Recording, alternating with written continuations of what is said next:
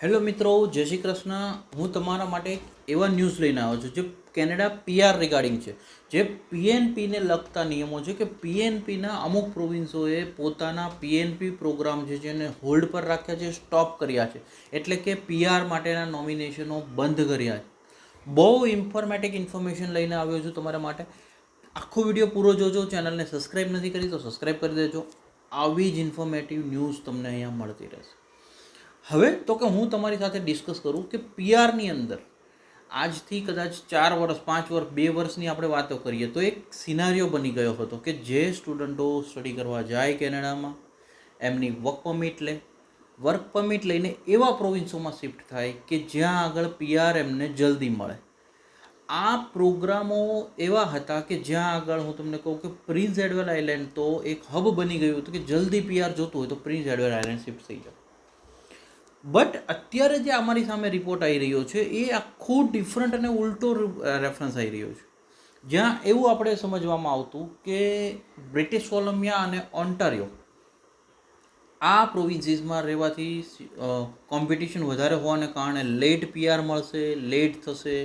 Better option છે Nova સ્કોશિયા shift થઈ જાઓ, અલ્બર્ટા શિફ્ટ થઈ જાઓ, જેથી કરીને પીઆર જલ્દી મળી જાય.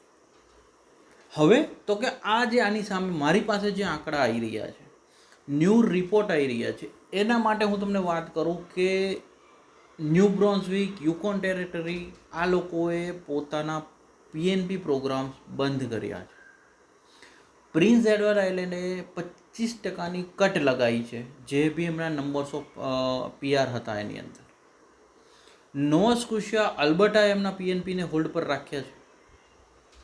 આની સામે હું તમને વાત કરું બ્રિટિશ કોલંબિયાની જે મેં તમને એક અપડેટ આપી એ પ્રમાણે 3 નવા સ્ટ્રીમ એડ કર્યા પીઆર માટે 2025થી, જાન્યુઆરી 2025થી, જેમાં બેચલર, માસ્ટર અને પીએચડી કોર્સવાળાને પ્રાયોરિટી આપશે.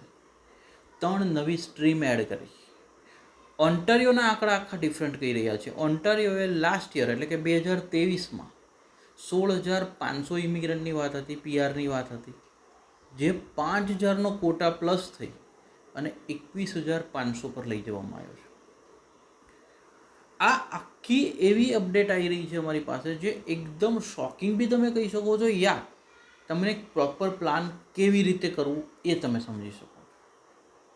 આપણે આગળ વધીએ છીએ આની અંદર. જો તમે ચેનલને સબસ્ક્રાઈબ ના કરી હોય તો સબસ્ક્રાઈબ કરી દો અને આવા જ ઇન્ફોર્મેટિવ ન્યૂઝ તમને અહીં આગળ મળતા રહેશે. શેર મેક્ઝિમમ લોકો સુધી તમે કરતા રહેજો. Spread education, support education. જ્ઞાન વહેંચવાથી વધે. હવે તો કે વિડીયો આપણા મેઇન ટોપિક પર જે આપણે ફરીથી આગળ વધીએ કે આજથી 2018ની વાત કરીએ કે 2019, 2021, 22 આપણે જ્યારે બી પ્લાન કરતા સ્ટડીનો, તો સ્ટડીનો પ્લાન કેવો હોય કે નાના પ્રોવિન્સીસ એટલે કે અનડેવલપ પ્રોવિન્સમાં શિફ્ટ થાવ, મેનિટોબા છે કે એ બાજુ, તો ત્યાં આગળ તમને જલ્દી પીઆર મળી જતા હતા. બટ હવેનો આખો સિનારીઓ ઉલટો દેખાઈ રહ્યો છે, જ્યાં ડિમાન્ડ વાઇઝ પીઆર કરવામાં આવી રહ્યા છે, જ્યાં ઓન્ટારિયોની પાસે અને બ્રિટિશ કોલંબિયા પાસે સૌથી વધારે નંબર ઓફ સ્ટુડન્ટની કેપેસિટી મળેલી છે. તો તમે જ્યારે બી પ્લાન કરો તો તમારે હવે એ પ્લાન નથી કરવાનું કે જે જૂની સિસ્ટમ પ્રમાણે પ્લાન થતું.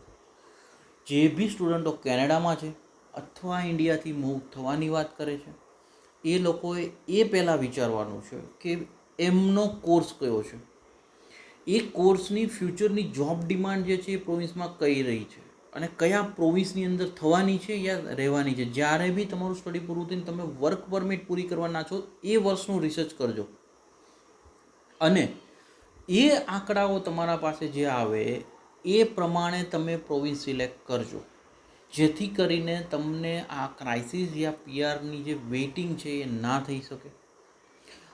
અમારા જે વ્યુઅર્સ છે, જે સબસ્ક્રાઈબર્સ છે, એમના તરફથી બી બહુ કોમેન્ટમાં ક્વેશ્ચન આવી રહ્યા છે કે મોસ્ટ પ્રોબલી એમના બાળકો પીઆરનો વેઇટ કરી રહ્યા છે. આ લોકોને બી માટે હું એક અલગથી વિડીયો બનાવવાનો છું અને એ વિડીયો હું તમારી સાથે શેર કરીશ કે એમને શું કરવું જોઈએ. તમે ચેનલ નોટિફિકેશન ઓન હશે, સબસ્ક્રાઈબ હશે તો તમને એ નોટિફિકેશન તરત મળી જશે. હું તમને ટ્રાય કરીશ કે મેક્ઝિમમ જે ક્વેશ્ચન્સો આવી રહ્યા છે એમના ઉપર હું સોલ્યુશન જે બી આપી શકું એ હું તમને ગાઈડ કરું.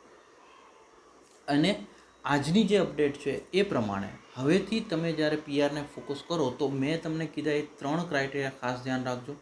તમારા કોર્સની ડિમાન્ડ, ફ્યુચરમાં જોબ માર્કેટ તમારા ફિલ્ડનું કેટલું રહેશે, ક્યાં આગળ રહેશે, અને કયા પ્રોવિન્સના કેટલી કેપસીટ છે.